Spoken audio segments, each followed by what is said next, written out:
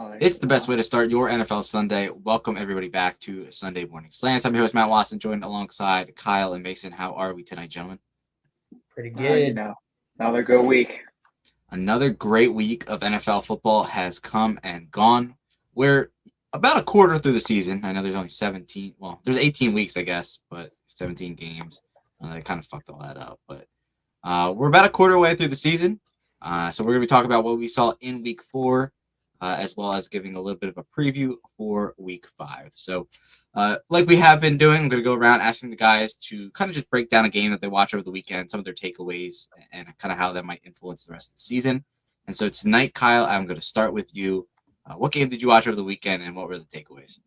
Yeah, so I'm going to start off with the Chiefs and the Ravens. Thought the game would be a lot closer than it actually was. It was bad for the Ravens, and a lot of people around the league saying, in different circles, saying, no, might be time to press the panic button. You got Lamar, just said he's going to be out 2 to 3 weeks with a hamstring injury, I believe. So it is trouble in paradise because Lamar, he holds up a lot of that operation. And their defense last year was a similar thing where they kind of started off real slow, and then as they got through the year, they sort of melded together, basically got everything working. This year, I don't know if they're going to be able to do that because it was a freaking body bag game. Every 2 seconds, someone else was going down. So I think this might be the year, an off year for the Ravens, where they end up with like a top 15, top 10 pick, and all of a sudden we're looking next year and they're super elite again, super healthy, and now they have a top 10. I mean, I haven't seen anybody in the drafts yet, but it might be one of those times where an elite team gets an elite talent early just because they have such a down year, just without stuff out of their control. So we'll see. But then the Chiefs looked a lot better. And AFC as a whole looks pretty weak. I mean, the undefeated Chargers just lost to the dumpster fire Giants. So I mean, AFC's wide open. I think it's going to be once again. It wasn't looking hot for the Chiefs the last couple of weeks, obviously. But you get Xavier Worthy back. He stretches out the field. The running backs kind of look competent. I don't know. I didn't see the rushing yards, but I don't know if Pat Mahomes was the leading rusher again. I'd assume not, but you never know. So Mahomes slinging it. You can see they're kind of knocking off the rust with his arm because it's been a year since he really aired it out. So I think Rashee Rice coming back soon. I think the Chiefs are primed up and ready to go. I think they're going to make a run again. Obviously, I mean that's such a bold take. They've been to 4 Super Bowls in the last 5 years. So I mean that's really a bold take we got going on here. But I mean, I think Chiefs are. Yeah, I don't know if they get the first seed because they start off with 2 losses, and the Bills have like a cupcake schedule because they play the AFC East 6 times. So I mean that's 6 free wins, and the Chiefs have a gauntlet. So, I mean, I don't know if they get the 1 seed, but I think the Chiefs are once again going to be right there, knocking off the Bills in the playoffs every other year, and they'll be back in the Super Bowl. Bold takes. Bold takes. So Cooper Rush is the backup for the Ravens. He obviously has NFL experience. He's played quite a few games, started quite a few games with the Cowboys. Baltimore plays the 1-3 Texans coming up this weekend. I mean, realistically, I think Baltimore can win that game even without Lamar Jackson. I don't know, man. The Texans look pretty solid. I think they're starting to put it together. Or they just played the Titans, who got awful. So Terrible. look at it both ways. I mean, I don't know. And then they get the Rams after that, which I think the Rams are a much better team. Honestly, even with Lamar, I would have just picked the Rams straight up in that game. So I don't know. If Cooper Rush can split the next 2, I think they go into a bye week in week 7. You would get Lamar in a sense healthy after that for the rest of the season. Looking at their schedule, so it's home against the Texans, home against the Rams, a bye week, and then you rattle off just awful teams the rest of the way. It's home against the Bears, at the Dolphins, at the Vikings, at the Browns, home against the Jets, home against the Bengals, home against the Steelers, at the Bengals, home against the Patriots, at the Packers, and at the Steelers to end the season. Realistically, if let's just say they split the next 2 games and they're 2-4, they could rattle off 10 wins in that stretch, and they're back in the playoffs. They win the division, and everything you kind of thought about them at the beginning of the year, you forgot about because they just went on such a heater. Yeah, that is the contingency because the Ravens do tend to start extremely slow, like notoriously slow, and then they just catch fire. So I'm not saying they're out of it, but I mean They also play in a pretty weak division. I mean, you got the Bengals are pretty much done. Their defense looks as bad, if not worse, compared to last year. And that was no good because Joe Burrow couldn't even get him in the playoffs in that sense. So, I mean, Jake Browning, you're screwing me in fantasy because I got D. Higgins, and you're really tanking my season here. But so yeah, and then the Browns are the Browns. I mean, their defense is crazy good, crazy fun, but I mean, their offense is just Dylan Gabriel season. Dylan Gabriel winning the North. But yeah, I think unless the Aaron Rodgers renaissance continues, which I don't know if it will, you might want to start doing ayahuasca halfway through the season. But I mean, I think it's an interesting race. Maybe not because it's super, super elite, but just because you don't really know who's going to win the North. Because, I mean, does anyone have faith in any of the teams to separate themselves other than the Browns and the Bengals? I just checked, and all of the teams in the AFC North right now have a negative point differential. Yeah, it's just like I don't know if it'll be as bad as that 2020 NFC East season where the team could have went to the playoffs with 6 wins if the Eagles didn't purposely sell the last game against the Commanders or the Washington football team at that point. But, I mean, it won't be that bad, but, I mean, it's going to be pretty – it's going to be maybe not close, but it's going to be bad. I mean, look at the Steelers' schedule the next 2 weeks. They get the Browns and then the Bengals. They should be 5-1 through 6 weeks. I mean, the race might be over simply for the fact that the Steelers are just going to stack all their wins in the first 6-7 weeks of the season.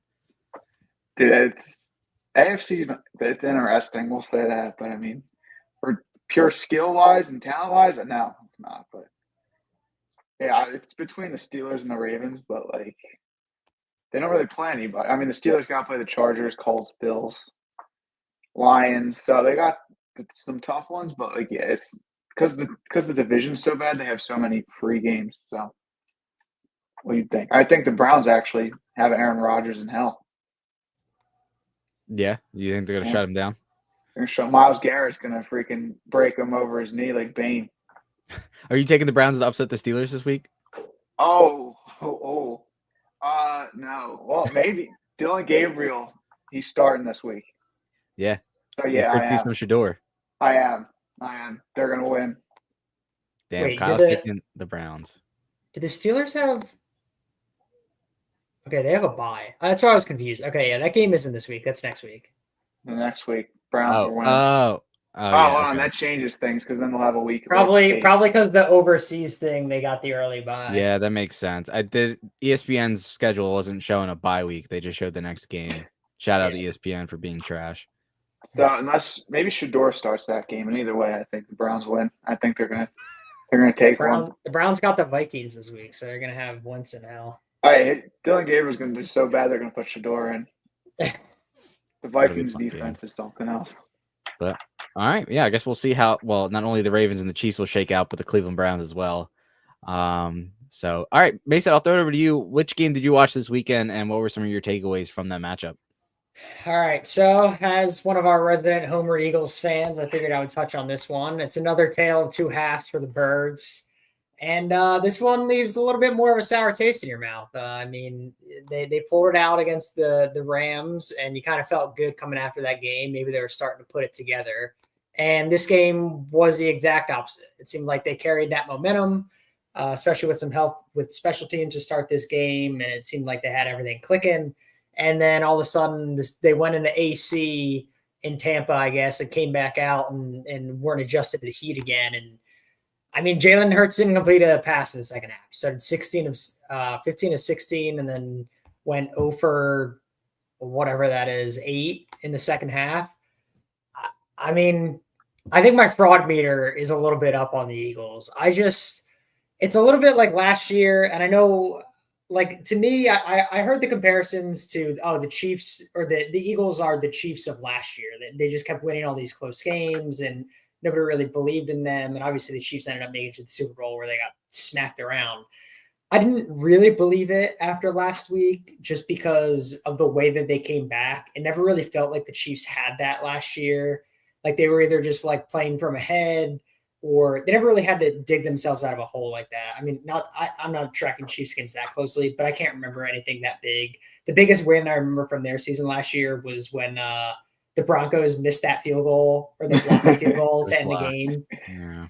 But I don't remember. They didn't really like come back in that game, right? So it's like no, they didn't. It was just yeah. They or the Raiders game where like the Raiders fumbled a snap like on the last play and there was a flag and then it was against the Raiders for an illegal shift. They just won that game. Yeah. But it felt like all the games they won last year, like they kind of kept it close the whole time. So I wasn't really thinking that, but I don't know, man. It seems like they just can't put it together. I don't understand the offense. I feel like the AJ Brown thing eventually is going to have to, like, it's just going to become an issue. Like, you can't just keep, like, every week the dude looks just pissed and is quoting Bible verses and reading books on the sideline. Like, eventually something's got to give. I don't know what that's going to be, but yeah, I couldn't get a read on the second half. If like something just happened and they were like, screw it, let's just try and force feed AJ. And it just wasn't working clearly because he had like 6 straight targets where it just got batted around and almost intercepted. I don't know. My concern meter is definitely up after this game. I don't know if it's just because it was the reverse of the Rams game and like it just felt like they were hanging on by a thread, but to me, it's just not sustainable the way they're winning right now. Like they either got to figure it out on offense and the issues with Saquon. I mean, all the runs up the middle are clearly not working. I don't think that other teams are respecting the Eagles pass game enough at this point where it opens up the run at all. And I don't know what that looks like. I don't know at what point that flips. Yeah, well, I'll tell you one thing. If Saquon doesn't have a good game offensively, and I'm not just talking about rushing yards, but in terms of total offense this upcoming week, I think you could say that there's right to be concerned with Saquon because I know the Broncos have struggled, especially receiving wise against running backs so far this season. So it'll be a good litmus test to see how well he stacks up in that matchup. But yeah, go back to the AJ Brown thing. It'd be interesting to see if they lost and he put up 120 yards and a touchdown if he's posting something after the game, right? Because I think that tells you everything you need to know. I think that at this point for him, he is concerned that his stat sheet's not looking too good. And I think he knows what he's doing by posting stuff on social media. This isn't a rookie. This is a guy, he's a Super Bowl champion. He's been to 2 Super Bowls. He's a former All-Pro, former Pro Bowler. All the accolades you can give a wide receiver, he's gotten them at this point. And he's just trying to build on his resume, which I respect. I can respect wanting to contribute and want the ball. But you're causing unnecessary distractions because at the very least, even if his teammates don't really care that he's doing this, the coaches have to be annoyed that they're being asked questions. I mean, Nick Sirianni is going to keep getting asked questions about what's going on with AJ Brown every single week that he does this sort of shit. So I just don't understand why you're causing a distraction for your teammates, for your coach, because it doesn't fix anything. It just makes you look like a bigger problem. Obviously, they want to get you the ball. They want to win also, and they have done that 4 straight weeks. I just don't understand why he's going about it like this. I would like to say, talking about last year, when the shit hit the fan last year, I'd say we're in a better spot now because last year we had Brandon Graham going on WIP saying, oh, yeah, Jalen and AJ aren't as close as they used to be, and that might be part of the problem. Yeah. So I think actually we're in a better spot than we were last year. And I think I hear you on the AJ stuff, but I think it's more of an overall thing. Like, I think AJ's frustrated because he knows what he can do, and he knows that the offense isn't performing. And it's not maybe necessarily his stats, because he said when they won the Super Bowl, he took a couple days, and then he's like, yeah, I actually like beating my opponents into submission and like winning over them constantly. So I don't know if it's a stats thing. It's more of a he knows the offense can do more and they can beat the shit out of people. But on all levels, they're failing because the O-line isn't blocking as well. You have Jordan Mailata going on record multiple times saying O-line is not performing. We're not executing for those 4 critical seconds when the ball snapped. Honestly, I think what it is a lot of the guys are still – that Super Bowl took a lot out of them. Like Landon and Cam, I think, are still maybe not fully back yet, especially Landon. He just got hurt literally right before the season. So I think he might only be like 40%. So I think that parlays into the Saquon issues where Saquon really just doesn't have good blocking. So he's trying to – I saw like most of his yards are coming after contact, if at all. So I think most of the issues start there, and then that just bleeds into, the pass game looks like shit, so we can't even get him to back off and get the run game going. And then AJ gets the shit out of the stick because he knows He knows he can win one-on-one constantly, consistently. And then you got Kevin Patullo running these freaking dummy routes where he's acting like a decoy in half the routes. So, I mean, it's just like a overall offense looks like shit. I think it's a failure on every level. I think Jalen was concussed because after he got hit, he just started staring down I agree AJ. on that. He started staring down AJ and threw it 2 seconds late every time, like running on freaking Firefox in 2008. So, I mean, it was just like – it was just bad. I mean, it's week 4, and we always get to the start of the season where you got Sirianni ball for the first couple weeks, and the players have a coup behind closed doors, and then all of a sudden the offense looks good again. So I think we'll get something that's a little concerning because Patullo is like a Sirianni bro. So we might not have that outside view like we do with Kellen or Steichen, because both years when the offense got back on track, it wasn't an internal hire. So that's where I would be concerned. But I'll give them a couple more weeks because they've shown with over a full game. It wasn't the same game, but the second half of the Rams game and the first half of the Bucks game, they look like the best team to step on the field in the league at any point. So, I mean, all you got to do is just take that and actually make adjustments, and then they'll be chilling. I think they'll be great. So, if it's like week 7 and we're still dealing with this, then I'll be a little concerned. But the defense is nasty. So I think that's why we're not going to get a repeat of 2023. But the defense is going to give them a lot of chances to figure their shit out because they're going to keep them in a lot of games. I mean, I think it's the only thing that's kept them in at this point. They've been outgained in every game they played so far. And the defense is just – I mean, think about it. I mean, the first game, it was the CD drop. But then, I mean, you have the interception where the Chiefs are looking to go ahead. The block, I guess, is not technically defense, but special teams to walk off the game and twice block field goals. I mean, the special teams last week with the block punt and then the other interception as the Bucks were looking to go ahead. I mean, they're pretty much the only reason. Like the situational defense is like the only thing that's kept them alive so far. Zach Vaughn, he's going to win first team All-Pro again this year.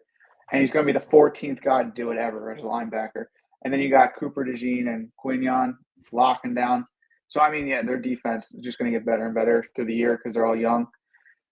So, yeah, I think that's cool. That's awesome. But then you look over on the other side, and the offense is a total dumpster fire. So, to look at it this way, you can only go up because there's no way it can look worse than it has now. So, I think it can only go up. But, yeah, I agree. There's been some devil magic at play here when the Eagles are playing, taking the field. So, I'm not 2023, I was like, oh, we're 10-1, nothing else matters. Let's just keep winning. I think they know the writing's on the wall. I think that's part of the reason why there's such a fire under them, and everyone's vocal like, oh, this offense sucks, because they know what happens when you're just like, oh, we got the win, doesn't matter. You implode like a freaking like the Heisenberg, whatever that blimp was called. So yeah, it's just they know there's issues. They're not just saying, oh, we're winning, so it's fine. They'll get it straight, hopefully. If not, then let's go Phillies, I guess. Well, for those who do listen to the podcast, you will know that this upcoming week, Broncos-Eagles is a matchup between our two squads. Dude, Bo Nix anytime interception is a lot. Bo Nix going to get Quignon his first interception. I appreciate it. He's going to throw somebody a pick. But I think it'll be interesting to see this game. I mean, I don't think the Broncos are going to win this game. Classic trap game. West Coast team goes to the East Coast for the 1:00 slot on a short week. Odds aren't in their favor, but Sean Payton always has success against the Eagles. So I'm gonna put that one out there. Sean Payton does have Sean versus Vic, the unction. Let's get it. I think it'll also be Vic's first time playing the Broncos since they let him go as head coach. Dude, he's gonna send cover 0 every single play. I don't know. Bo's pretty decent against the blitz. It'll be interesting to see the matchups. I'm excited for AJ Brown versus Pat Surtain. Surtain, I mean, no, that'll be great for AJ. Yeah, he's gonna blow her well. Dude, he gave up freaking 60 yards to a TCU wide receiver by the name of Quentin Johnston. Bro. I'm not scared. AJ will take his lunch money every day of the week. Quentin Johnston, also, I might add, former first-round talent. I think he's figured that out. Yeah, so is Jalen Reagor. But I'll get to the Chargers in a minute here. But I think it'll be interesting to see. But I'm looking forward to it. I would go to the game if the tickets weren't $350. Not worth it. Gotta play all those contracts. JC's coming up.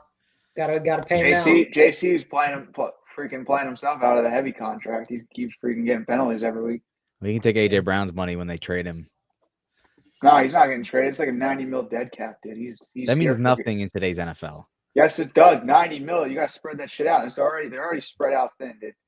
They got like 300 million in dead cap in 2029 because they just keep spreading everything out. So Howie Roseman will figure it out. He figures out everything. yeah, that's how you got 2020 when we went freaking the 1 year we were bad.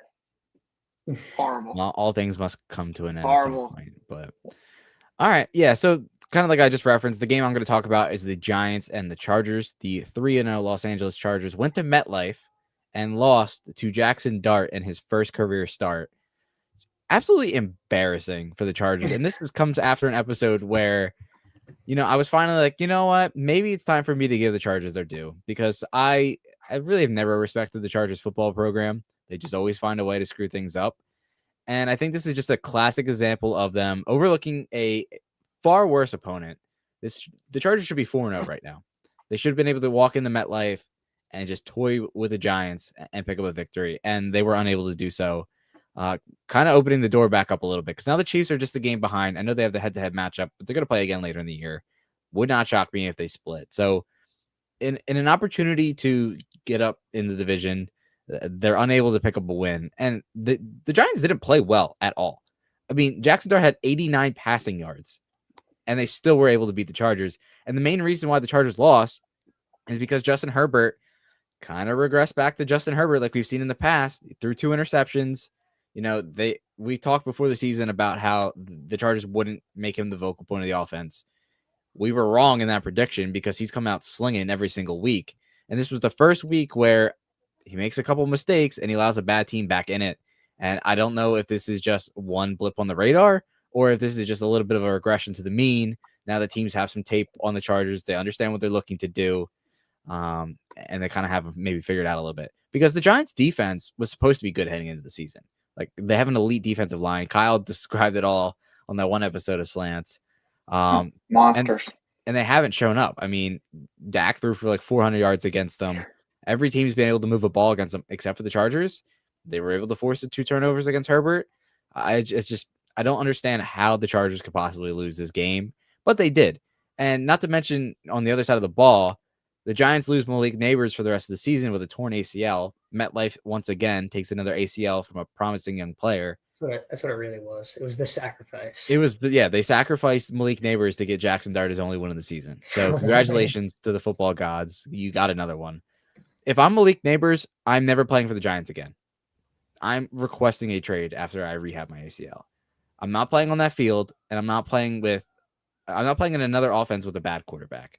I mean, we've seen, how many teams have we seen in the years who have a star wide receiver and they just cannot find them a quarterback? And they go through the motions, and then they eventually force their way out anyway. I honestly think if I'm Malik Neighbors, I'm not playing on that field again, unless I'm visiting the Jets or the Giants 1 week every season or what have you. I'm keeping my health number 1 priority, and I'm forcing my way to a team with a quarterback, because I don't think Jackson Dart's going to be very good. And I don't think the Giants are going to be very good moving forward. He might as well get out while he can. Yeah, I mean, that MetLife turf is nasty thing. So, I mean, I don't know. There might just be it's coincidence, but I mean, there's a lot of shit that goes down there. And how many torn ACLs are we gonna get at the same stadium? And not just there's been other horrific leg injuries caused by the turf. How many times are we gonna do it at the same stadium? And it's ironically mostly the Giants. Like, it doesn't seem like it happens to the Jets. But I mean, how many times are players gonna get injured before they finally go back to grass? Because I mean, everybody complains about the turf. Even opposing players who will go there once a season will complain about having to play there. I mean, everybody in the league knows this. I have to imagine it would affect free agents in a way, knowing that they're going to have to play on that field. So either get grass or trade Neighbors. Those are your options. Where would he go, though? The Commanders? Play with his boy? Broncos will take him. They could use a wide receiver 1. They could. How about A.J. Brown? I would take A.J. Brown. I mean, what's too bad? Straight up. Bo Nix would look at AJ Brown every single play, even on run plays. He would look for AJ Brown. I guarantee you, he would he get wouldn't his set fix. his feet. He would throw it, but it would be 5 Mhm. feet off, get intercepted. Because AJ's a better contested ball catcher, so Bo would drop that right in the bucket to the cornerback that's on him. Only once per game though. Once he gets out of his system, it's kind of like Aaron Nola. If you're a Phillies fan, it's like laying up a home run. He could be throwing 6 scoreless, and he comes out for the 7th, and he lets up a solo Like that shot. perfect game he had and let up a fucking bomb. Lets up a home. It's guaranteed. It's just when is it going to happen? That's kind of like Bo Yeah. Nix at this point with interceptions. So That's a good thing to expect. You know who doesn't have that? Jalen Hurts twice. 19-1 in the last 20 games he started and finished. Maybe it's 18-0. I forget. He just wins. He's a winner. they do win, but I don't necessarily think that's because Jalen Hurts is going he's out there every probably week and winning probably games. I think 30%. they're just a complete team. Yeah, I think he's held back by the coaching. I think Sirianni ball's got him. How can you messed hold up. them back though if they're winning?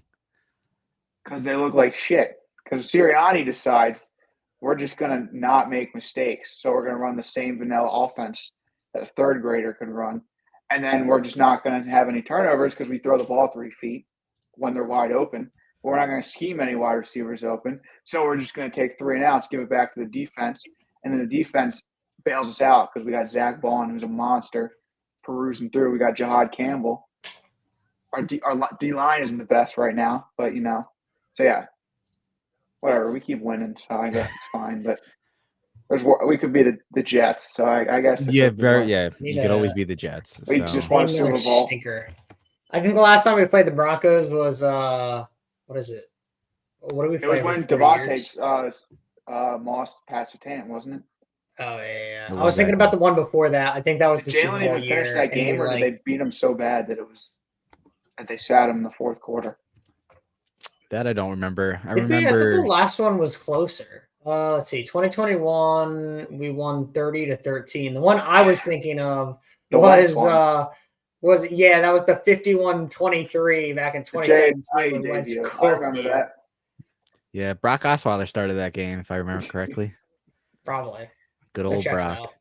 Yeah, but then the Chargers, I don't know. Maybe I'm just overreacting. I didn't watch really the game, so I can't comment too much on that. But the Giants got a solid D-line, so maybe they just had Herbert in hell. But it's not a great look to lose to the neighborless Giants, starting Jackson Dart for the first time. So was that their first time coming East Coast this year? Yeah, because they played in Brazil, home, and then against the Raiders, and So that plays into it probably a little bit, but it's not like you were coming over here to play the Eagles. You're playing the stinky Giants. The Giants. Yeah, so not that much of an excuse. I said earlier in the year that we could just skip the rest of the season and just play the AFC Championship between the Ravens and the Bills. It's looking like it's going to be the Chiefs and the Bills again. So we might as well just skip everything because the Broncos aren't doing anything. Even though I picked them to win the Super Bowl, not win the Super Bowl, make it there. The last time I picked them for anything. You knew what you were doing. And then the Chargers, they don't look there. They just lost, so we'll reserve judgment on them. AFC South is the AFC South. That's another thing I just have to say. You'll be watching Red Zone. It'll be all electric games. And then you'll go to an AFC South game, and it's just the most horrible display of football you've ever seen. Like it'll be 70-yard bomb from. It's like 9-3 in the third quarter, and you're like, block field goal. Punt return for a touchdown. Let's go to the AFC South. It's Cam Ward spiking a ball on fourth down in the dirt, and it's 3-0. So to be fair, the Colts and the Jags are both playoff teams, right? Maybe it was because they kept panning back to the Texans. Well, yeah, the Titans are awful, and the Texans are awful too. Were just like, I'm like, dude, what is going on here? Yeah, those not ideal matchups. But Colts are actually, I forgot, Colts are winning the Super Bowl. Indiana Jones take him to the promised land after he leaves that hellhole MetLife. Mm-hmm. He got off that turf. Yeah, he got off that turf. I do want to talk about the Bills real quick, though. I don't know if the Bills are going to lose a game this regular season. I'm looking at the Bills' schedule. Oh, yeah, I saw they have a cupcake schedule. It is ridiculous. They could go undefeated. Nah, they're gonna drop one. They have to. mean, they almost lost to the Saints. They were losing in the fourth. But oh my gosh! So They're yeah, gonna lay us. I don't maybe think they were maybe the trying. Bucks, maybe the Bucks, maybe the Eagles. That's Chiefs. in Buffalo. The Bucks game is in Buffalo in the middle of November, though. I don't know if the Bucks got that in them. Yeah, so Maybe the Chiefs. Maybe Chiefs, Bucks, or Eagles. They're really the only. They could run the table. Or maybe the Texans if they figure it out. But No. They're definitely I going to mean, win at least 15 games. Yeah, they're gonna go Yeah. 15-2 or 16-1 because they rest the last week of the season. Like Josh Allen wins MVP. yeah, I think it's a foregone conclusion. He's gonna win MVP. I don't even think it's a race. He's gonna win Yeah, back-to-back I mean, MVPs. This is kind of crazy, actually. Meanwhile, the Eagles have a freaking schedule from hell. We play every goddamn good team in the freaking league. Bills I don't know how have, they got such an easy schedule. Like I know it's determined in advance. I well, mean, because they play the AFC East, which is 6 easy games, yeah. and then they play. It looks like the NFC South. NFC South. Yeah, they play the NFC South, and they play the AFC South, right? No, Is that really what it is? That's crazy. No, well they got No, the it's NFC South AFC North. and the AFC yeah, North. AFC Yep. North. Yeah. So 2 of the easier divisions. I mean, heading into the year though, you would have thought the Ravens and the Bengals would have both been playoff teams. Yeah, and it breaks the Steelers down would a have been little solid. bit. Yeah, So I mean, the Steelers have been solid. They just don't look like they can keep up with Buffalo they offensively. look like the Steelers. Yeah, exactly. 9-10 wins, first round exit. But yeah, it's I think the Bills are going to go undefeated. undefeated. I think they're going to go undefeated. I'm looking. I just don't see a loss. I don't. Okay, they play the Eagles with a Maserati defense and a 1990 Honda Civic offense. They're losing that game. I don't know. I don't think That 1990 Civic doesn't break down on you. It won't get you very far, but it's not gonna. It'll get you where you need to go. But ask much more than that, you're not getting it. So, and then the radiator starts squealing because it's not being used enough, and then one of the tires a little loose, even though it was good last year. Yeah, so I wonder who those players could be. It's not AJ's fault. It's that. Never mind. All right. Well, the last thing I'm going to ask you guys is for. Well, I was going to ask for a pick'em on Sunday Night Football, but it's the Bills, so I don't. Oh. I don't really think. Well, how about this? Monday Night Football is the Chiefs and the Jags. I feel like the expectation is the Chiefs are just going to roll over the Jags, get back to a above 500 record, and that'll be that. Do we think the Jaguars have a chance of beating the Chiefs on Monday? I don't know. They're sign stealing and they're at home. I mean, Jags are 3-1. They look good. So I mean, there's always a chance. But I mean, the Chiefs They've played solid. Their offense. I mean, and their offense hasn't really popped yet. Yeah, I don't take much. So. I don't take crazy amount. Well, I mean, I just said they're going to go to the Super Bowl, so maybe I do. But it just looks like they're back. The Chiefs are back on track. Mm-hmm. It was the Ravens, the depleted Ravens, they whooped on. But I mean, when was the last time you saw them whoop on anybody? Even last year. Yeah, like that level of dominance. Like even though the Ravens would beat the hell up, so I'm not going to say, oh my God, they took down the Ravens. They're going to the AFC. But like the way they looked, what they did, how aggressive they were, I think it could be bad news for the rest of the league until they meet the Eagles in the Super Bowl. That's what the schedule. That's what they're cooking. We're on to them. They're cooking up that trilogy. They're flipping the script. The Chiefs are going to be the underdogs against the mighty Eagles. Is that what they're looking at? Yeah, they're cooking up the trilogy. Well, because they realize all the AFC is owned by Mahomes, so they needed Hurts to save them. So I mean, that's the trilogy coming up. They're at Jacksonville, then they're home against the Lions, home against the Raiders, home against the Commanders, at Buffalo, and then they go to their bye. So Jaguars are a tough game. The Lions look really good. That's Sunday Night Football. And then I mean, Raiders are awful. Commanders should have a healthy Jaden Daniels by then, so maybe they're starting to play a little bit better. Their defense looks horrible. Their defense is not very good. And then you get the Bills in Buffalo. So there's a shot they go into their bye week with still below 500, but I don't know. This feels like a game that the Chiefs will win. Just classic. Jaguars have a nice start, but they're not actually that good. Chiefs had a bad start, but they're not that bad. They pick up the win, and we kind of just move along like nothing ever happened. Yeah, I think the Chiefs take it, but I think the Jags should make it interesting in the very least. I don't know. I don't think it's going to be a blowout. But, I mean, Jags have kind of got to get their offense humming. They got Shane Waldron calling plays, and he's notorious for not getting his wide receivers involved. So Chiefs we'll are see. 3.5-point favorites on the road. So take that So for really a a 6.5. Or no, Yeah. it's 3 points at home they gave you? recently it's been a lot of 2.5. Oh, so yeah, So- so it's like, yeah, they're heavily favored. Touchdown favorites if they were in Kansas City, which makes sense. Yeah. So, all right, yeah, that's going to conclude this week's episode of Sunday Morning Slants. Thank you all for tuning in. Make sure to check out some of our past episodes if we've have been recapping the first few weeks in the NFL season. Make sure to like, subscribe, share, do all those fun things. Check us out on YouTube and any podcast platform. And we'll be live again next week at 8 o'clock. So thank you.